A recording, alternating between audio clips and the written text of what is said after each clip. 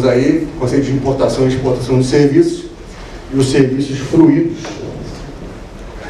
Os serviços fruídos no exterior do residente do Brasil. Vamos tentar aqui. Bom, dois índices basicamente, né? Exportação e importação de serviços. Eu costumo dizer com a moeda de dois lados. Ou seja, a análise interpretativa, ela é similar, né? E aí, falando de exportação de serviço, eu tenho que lembrar de alguns conceitos. O primeiro deles é o princípio da origem do destino.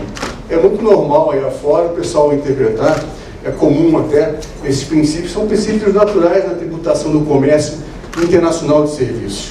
Ou se tributa na origem, ou seja, quando o bem ou serviço comercializado sai do país, ou o país tributa no destino, ou seja, quando o bem ou serviço entra no país, ou seja, alguém compra esse bem ou serviço de fora. Só é acontecer que os países tributam no destino, porque tributar na origem não é muito inteligente. Por quê? Porque se você tributar na origem, você exporta tributo. Aquele bem ou serviço vai chegar mais caro lá fora no mercado internacional e vai perder competitividade. Né? Conceito de local de desenvolvimento de serviço e local do resultado de serviço.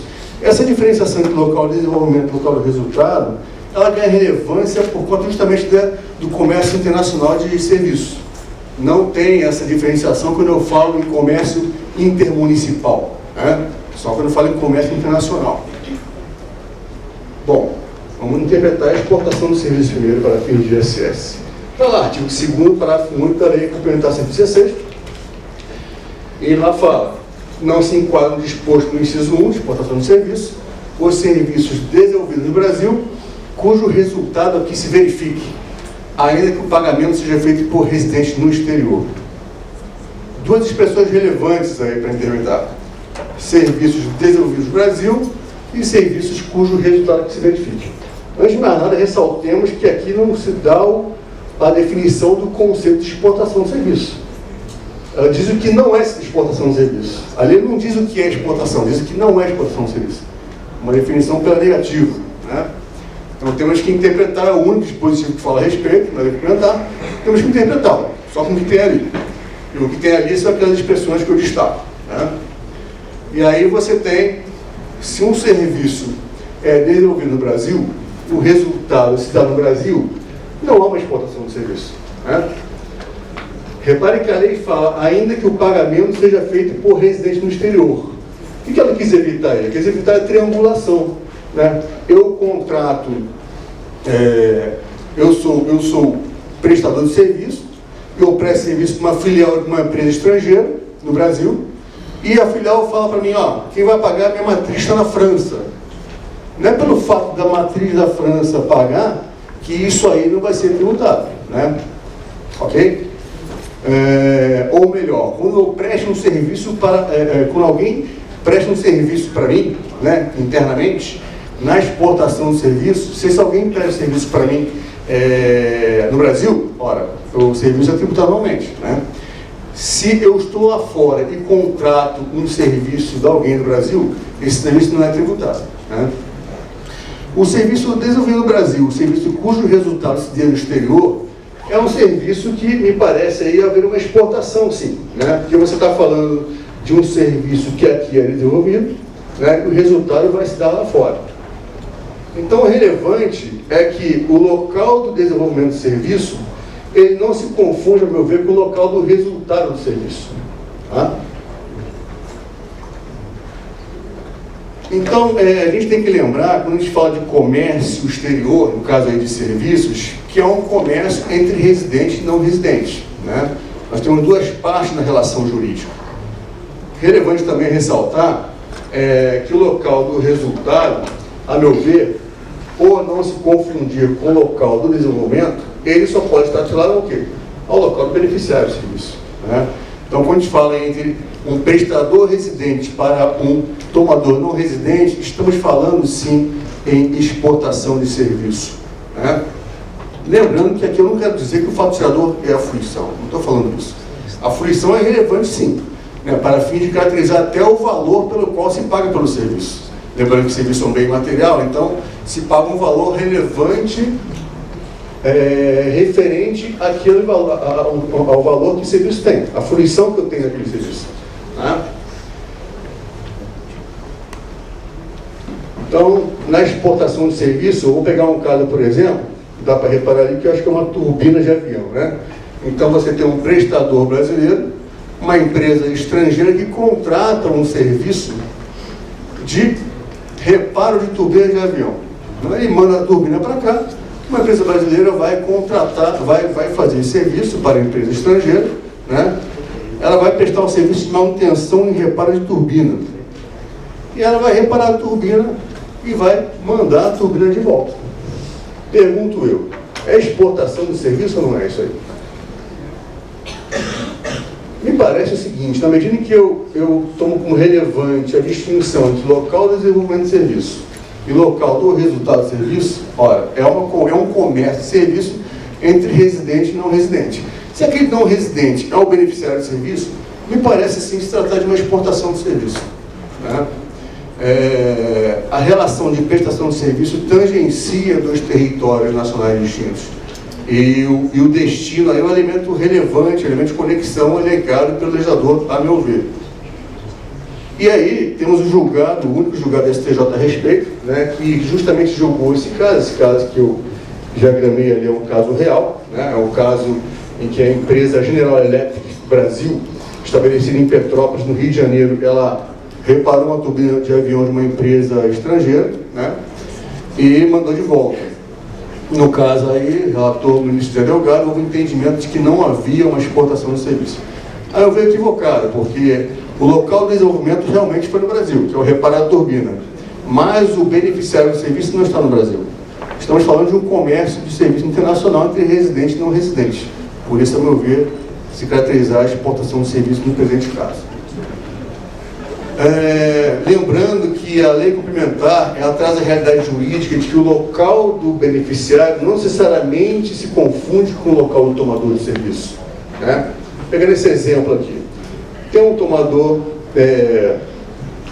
estrangeiro, um beneficiário no Brasil, aquele americano lá, ele vende computadores para aquela empresa brasileira, né, que vai pagar pelo computador, e também o americano diz para a empresa brasileira, sua cliente, o seguinte: olha, não sou eu que vou prestar o serviço de manutenção do computador, vai ser uma empresa brasileira, e eu vou pagar para ela prestar esse serviço para você, né?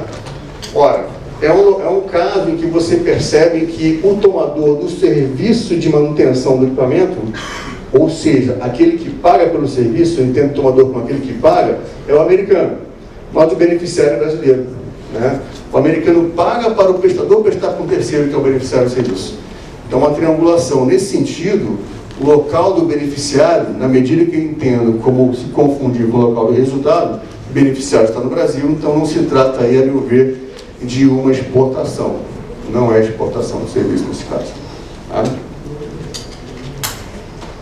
Outro caso aqui. Uma empresa estrangeira contrata uma empresa brasileira, porque ela está a fim de investir no mercado brasileiro, né? E contrata para um serviço de assessoria econômica para pesquisa de melhor viabilidade do mercado brasileiro, né? E ela vai pagar por isso. É exportação de serviço? Me parece que sim, porque, de novo, o beneficiário dessa consultoria é aquela empresa estabelecida lá fora. Nós estamos falando de um comércio entre residente e não residente. A meu ver, é uma exportação sim. Por isso, eu ia fazer a seguinte pergunta: mas, Alberto, e se a empresa estrangeira não investir no Brasil? Ora, a decisão dela investir no Brasil ou não é um momento posterior.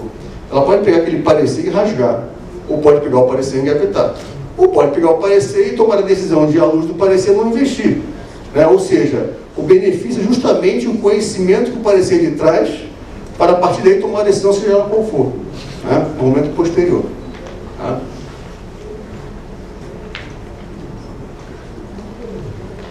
Agora, vamos falar do outro lado da moeda, né? Até porque o famoso o filósofo já dizia, né? Pau que bate em Chico, bate em Francisco, né? Então, na importação de serviço, a moeda se reverte. É outro lado que a gente analisa agora.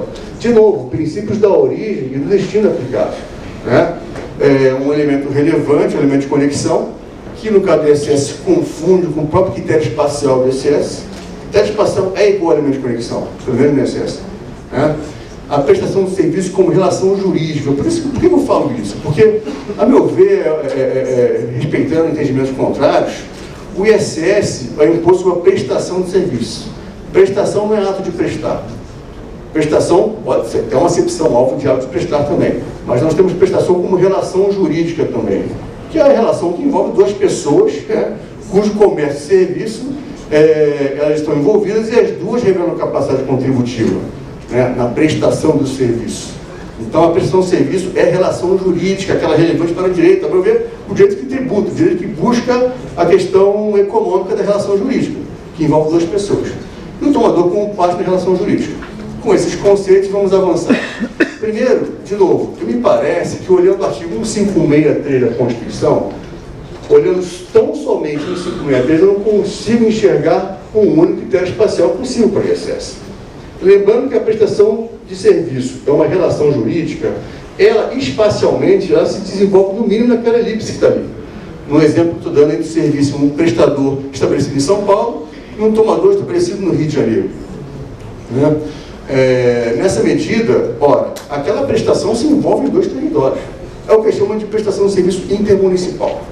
Ora, se essa relação acontece em dois territórios potencialmente, ora, eu olhando para 1563 da Constituição, eu não consigo definir onde é devido o ISS. Porque pega um serviço de advocacia, por exemplo. Você é paulista, você presta serviço para um carioca, você, no mesmo serviço, em que a lei complementar para no nome do serviço, a advocacia. No mesmo serviço de advocacia, ela pode, no caso concreto, prestar daqui ou ir lá. A lei não vai, a minúcia na lei complementar fala, não, serviço de advocacia é prestado no tomador, serviço de advocacia é prestado no prestador. A lei não vai não desce a esse nível. Ela dá o conceito de serviço de advocacia. Então, a relação de prestação de serviço, potencialmente, lendo o 1563, ela pode acontecer em mais de um lugar. Ora, na medida que é um imposto municipal, em que o conflito de competência ele se potencializa nesse tipo de situação, nada mais do que relevante uma lei complementar tributária que a própria Constituição fala. Nós não temos na Constituição só o artigo 1563. Nós temos na mesma Constituição o artigo 146, em que a própria Constituição fala, cabe a lei complementar, disposta para o conflito de competência. Então vamos lá, vamos interpretar 1463. Já falei inciso 1, inciso 2, saiu fora de ordem ali, o 3 pulou, mas enfim, olha que interessante, 1463A. Cabe a lei complementar definir fato gerador, base de cálculo e contribuinte dos impostos previstos na Constituição. Aí você fala, Alberto, está estranho. Como é que a Constituição 1563 parece definir o fato gerador do ISS e no 1463A diz que cabe a lei complementar definir o fato gerador? Tem alguma coisa errada, concordo. Então, nós juristas vamos interpretar para harmonizar conceitualmente, normativamente, 1563 versus 1463A. Porque nenhum dos dois é inconstitucional. É texto original da Constituição. Ok? Então, vamos avançar. Então, é importante essa lei que eu gosto de fazer um diagrama para ela. Essa lei não, esse artigo 146, dizendo as funções da lei complementar. Primeiro, prever a conflito de competência. Segundo, regular as imunidades, não é o caso aqui. E terceiro, estabelecer normas gerais de matéria tributária. Entre as normas de obrigação, lançamento de crédito e prescrição da cadência tributária. Isso aí é basicamente o livro segundo do Código Tributário Nacional. Há quase 50 anos aí em vigor, não foi declarado inconstitucional, lei complementar define normas gerais. Aliás, se não fosse o caso, imagina cada município definindo a sua regra de decadência tributária. Município A, no meu município, 50 anos para lançar o tributo e 1 ano para restituir. Não faz sentido. Norma geral, órgãos espaciais demandam norma geral, que vale para todos. E a parte que nos interessa mais aqui, definição de fato gerador, base de cálculo contribuinte. Reparem que eu coloquei um pontilhado naquela linha, aquela setinha lá, porque eu já estou interpretando com aquele pontilhado. Eu não dou a força da literalidade daquele dispositivo que ele parece ter, porque, a meu ver, só cabe ali complementar, definir fato gerador, base de cálculo contribuinte dos impostos previstos na Constituição, desde que seja para quê? Desde que seja para prevenir conflito de competência tributária. Ou seja, a lei complementar, quando ela, ao definir fato gerador, base de cálculo contribuinte dos impostos, se ela assim o fizer, estiver prevenindo conflito de competência, ela está cumprindo seu papel. E aí a gente tem que lembrar também que a expressão fato gerador é uma expressão equívoca. Você tem aí, ele fala em fato gerador em vários dispositivos. Só que às vezes, ele fala no fato gerador como fato gerador em abstrato, que é aquele previsto da lei. Às vezes, fato enfatizador como fato gerador em concreto, que é aquele que ocorre na vida, né? Ora, temos que separar. O cientista não pode usar para objetos distintos de análise a mesma palavra ou a mesma impressão. Então, o cientista vai e fala, por exemplo, Paulo de Barros Carvalho vai e chama fato gerador, em abstrato, hipótese de incidência tributária. Em concreto, ele chama de fato jurídico tributário. Opa, aí sim, o cientista agiu corrigindo a imperfeição do legislador. Ou seja, aquele fato gerador que a Constituição fala, definição de fato gerador por lei complementar, é a tal hipótese de incidência tributária, que por sua vez é composta por critério material, espacial e temporal. Ou seja, a lei complementar, quando ela, no seu papel, ela define critério espacial do excesso, ela está definindo o fato gerador.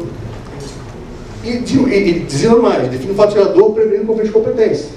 Porque numa relação de prestação de serviço intermunicipal, em que dois municípios podem ser elaborados tributar, a lei complementar que vai dizer aonde vai ser devido, ou o local de estabelecimento, ou o local da efetiva prestação. Então, nesse raciocínio, o elemento de conexão, que é um critério, que é o sinônimo de critério espacial, Alberto Schaffer já colocava isso, é o instituto pelo qual o legislador determina o local de certo evento da vida, previsto para o ordenamento tributário, gerando os efeitos jurídicos para esse evento, pela aplicação de tal ordenamento. É o legislador elencando aonde, naquela relação elíptica de prestação de serviço, aonde ele vai considerar o ocorrido. Ele poderia, naquela elipse, considerar qualquer lugar, qualquer elemento relevante. O relevante, em regra, é o local onde está o prestador, ou o local onde está o tomador. Às vezes, um terceiro local possível, o local do beneficiário, no caso da importação e exportação de serviço. Né? Então, nessa linha, a lei complementar vai definir os seus elementos de conexão, os seus critérios espaciais. Regra geral, o local de estabelecimento, e assim ele evita muito conflito de competência tributária, como a Constituição, artigo 1463A mandou fazer, ou melhor, 1461 combinado com 1463A, né? Outro tipo de elemento de conexão, de critério espacial, o local da efetiva prestação, por exemplo, na construção civil, em que o local da obra é relevante. O elemento de conexão elencado pelo legislador complementar. E no caso da importação de serviço, o local do estabelecimento tomador. Ou seja, naquela relação elíptica de prestação de serviço, em que o prestador está fora e o tomador está dentro, ora, ela tangencia o território nacional. Por tangenciar o território nacional, dá direito a um legislador, desde que nacional, é o caso aqui, a estabelecer como elemento de conexão, que é a função dele, o local tomador. Nessa linha, eu também posso falar que tem mais de um contribuinte possível quando eu olho o artigo 1463A, de novo. Né? Por quê? Porque a relação de prestação de serviço, assim como a relação comercial tributada pelo ICMS, a industrial tributada pelo IPI, o imposto sobre o consumo, a IOF também é imposto sobre o consumo, é uma relação em que as duas partes da relação revelam a capacidade contributiva. Por quê? Porque é uma relação sinagmática. Ambos oferem vantagens na relação. O prestador, o dinheiro que entra para ele, e o tomador que não tem condições de pagar o dinheiro que entra, de pagar o serviço que lhe presta. Né? Então, nessa medida, você percebe, olhando no artigo 1463, que há dois contribuintes potencialmente possíveis a serem elencados pelo legislador complementar. O prestador ou o tomador. Obviamente, isso aí, sob a premissa de que a prestação não é o ato de prestar. Vai no dicionário. Ela não é só o ato de prestar. Ato, processo ou efeito de prestar. Agora, será que o constituinte quis elencar, pensando na capacidade contributiva, pensando no conceito econômico que foi juridicizado na Constituição, será que ele quis elencar o ato de prestar ou a relação de prestação de serviço? Né? Nessa linha, até se não fosse assim, soaria estranho em relação ao ITBI. Né? Descobri onde está a plaquinha do Gênero, está demorando muito para passar ali fora na portinha. Até porque, se não fosse assim, se o ISS eu só poderia assumir que o único contribuinte possível é o prestador, ou seja, o critério material seria prestar serviço, então no ITBI teria alguma coisa de errado. Porque o ITBI possui uma transmissão de bens imóveis. Ora, nesse raciocínio, o verbo transmitir, só pode o tramitente ser contribuinte. E como é que os municípios escolhem 100% como contribuintes adquirentes? Porque é a mesma coisa. Capacidade contributiva está em um dos polos da relação. Por quê? Porque é uma relação sinagmática, né? Então, nessa linha, pelo artigo 1563, eu percebo dois critérios materiais possíveis. Quando eu falo de verbo e complemento, eu estou falando de contribuinte, né? E contribuinte no critério material, porque o verbo está no critério material. Então, eu vejo potencialmente dois critérios materiais: prestar serviço ou tomar serviço, né? E aí, quem vai definir? De novo, a lei complementar. Por quê? Porque, de novo, olha lá, cabe a lei complementar definir faturador, base de cálculo e contribuinte dos impostos previstos na Constituição. E aí, lembrando que contribuinte se revela no verbo do critério material, e está lá critério material sublinhado, olha, então, ao definir o verbo do critério material, a lei complementar também previne conflito de competência tributária, né? Então, cabe a lei complementar definir contribuinte, é ela sim o fez, no artigo 5º, aí sim, contribuinte é o prestador de serviço, né? Então, a lei complementar cumpriu o seu papel para prevenir conflito de competência tributária, né? Então, ela fez uma escolha, o critério material é prestar serviço. Só que tem o artigo 6, parágrafo 2º, inciso 1. Fala, são responsáveis o tomador ou intermediário do serviço proveniente do exterior ou cuja prestação se tem iniciado no exterior. É a importação de serviço. Aí você pode falar, mas Alberto, ele está falando responsável, não está falando tomador. Literalmente responsável. Mas vamos interpretar esse dispositivo. Vamos ver se o critério material não é o tomar serviço nesse caso específico. O artigo 6 da lei complementar, ele fala de responsabilidade tributária. Mas olha, artigo 6, parágrafo 2º, inciso 1 e 2. Eu mesmo me denunciando aqui. O inciso 1, ele fala do tomador do serviço importado, como responsável. No inciso 2, ele fala PJ, ainda que imune ou isenta. Naqueles serviços, claro, os serviços cujo teste parcial local da efetiva prestação. Né? É lógico, se eu tenho se eu sou síndico de um condomínio em São Paulo e tenho uma empresa de jardinagem em Barueri, ora, como jardinagem o ISS devido no local da efetiva prestação, é natural que uma lei vai dizer que na jardinagem pode prever a lei do município do tomador uma retenção na fonte, que é mais fácil, né? No serviço intermunicipal, porque é devido realmente onde é efetivamente prestado, fica mais fácil. Agora, na PJ ainda que imune ou isento como responsável, ela ali está posta como pagador de um tributo que não é dela. Santa Casa Misericórdia contrata o mesmo serviço de jardinagem. Ela tem que pagar o ISS? Claro que tem. Porque ela é PJ, ainda que imune ou isenta, porque o ISS não é dela. O ISS do prestador que lhe presta serviço, né? É a tal da retenção na fonte. Então, ela deve pagar como sujeito passivo, não como contribuinte, como responsável tributário.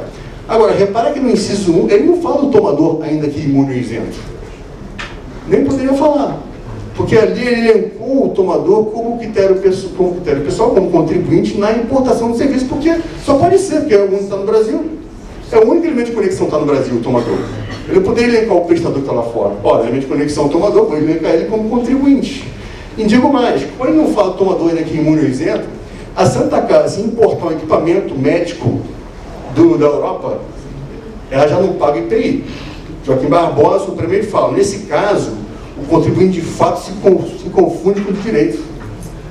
É verdade, porque na importação inverte. O contribuinte não é o cara que vende, não é o cara que presta serviço, é o cara que compra a mercadoria aqui dentro. É o cara que toma o serviço aqui dentro. O raciocínio que nas decisões do STF sobre IPI e ICMS se aplica totalmente ao ISS. Tributação sobre consumo é igualzinho, né? Então, a Santa Casa, se importar um serviço médico de fora, também não vai pagar o ISS. Ela vai ser imune, né? Que ela é contribuinte. Tanto que não fala tomador entre imune e isento. Então, essa dicotomia entre os 1 e 2, a meu ver, permite a interpretação de que o tomador ali é sim contribuinte, enquanto que a PJ é imune e isento é responsável. Tudo bem? E aí, pegando alguns casos, pegando um dispositivo, né? Serviço proveniente do exterior, cuja prestação se tem iniciado no exterior. Duas expressões relevantes que, a meu ver, têm distinção, mas o que interessa é o seguinte: não interessa se o serviço começou, ou melhor, se o desenvolvimento se concluiu lá fora ou se concluiu aqui dentro. O que interessa é o beneficiário do serviço, né? Quem toma o serviço, né? Até comparando com a lei da PIS/COFINS de importação, no excesso de serviço proveniente do exterior, da lei 116, na lei da PIS/COFINS de importação, é o serviço proveniente do exterior, executado no exterior, cujo resultado se verifica no país. No ISS, o serviço cuja prestação seja iniciada no exterior do país, na lei da PIS/COFINS de importação, é o serviço proveniente do exterior executado no país. Né? Então vamos lá, a Betinha está aqui já me provocando aqui. Alberto, acabou. O governo exterior, basicamente, é o serviço que se conclui lá fora do seu desenvolvimento. O cara só vai entregar o serviço, até por e-mail, às vezes, um parecer. Nem por e-mail, parecer. Né? Aí você fala, o município pode tributar? A meu ver, pelo que eu já expliquei, pode. Por quê? Porque há mais um contribuinte possível na Constituição, que a lei complementar elenca os contribuintes possíveis, no caso da importação da escola do tomador, por ser o tomador o elemento de conexão do território nacional, né? E por conta da isonomia com o prestador no mercado interno. Imagina se o prestador de serviço no mercado interno paga o ISS e eu tomo um serviço igualzinho dele de um prestador lá de fora e não tem que pagar ISS. Era uma quebra de concorrência nesse mercado de serviço. Né? E aí eu pego algum serviço, por exemplo, de assessoria jurídica para colocação de ações na Europa. Eu contrato uma empresa estrangeira, eu quero colocar ações na Europa. Né? Ora, é um serviço proveniente do exterior. Porque o parecer que lá de fora vai me entregar, ele está fazendo de pijama na casa dele e me entrega por e-mail, se ele quiser. Né? Não precisa vir aqui entregar o serviço, pegar o avião e entregar o parecer em papel. Né? Ele é proveniente do exterior, foi desenvolvido totalmente no exterior. Eu falo por isso. Né? E o serviço cuja prestação seja iniciada no exterior é um serviço, por exemplo, que uma empresa estrangeira que eu contrato para desenvolver um software para minha empresa. Essa empresa elabora o software lá fora e ela vai vir na minha empresa para instalar, testar, ajustar, enfim. É um serviço cuja prestação se iniciou no exterior, mas ela vai concluir no cliente aqui no Brasil. Tá? Gente, desculpa a correria, é isso, muito obrigado e boa tarde.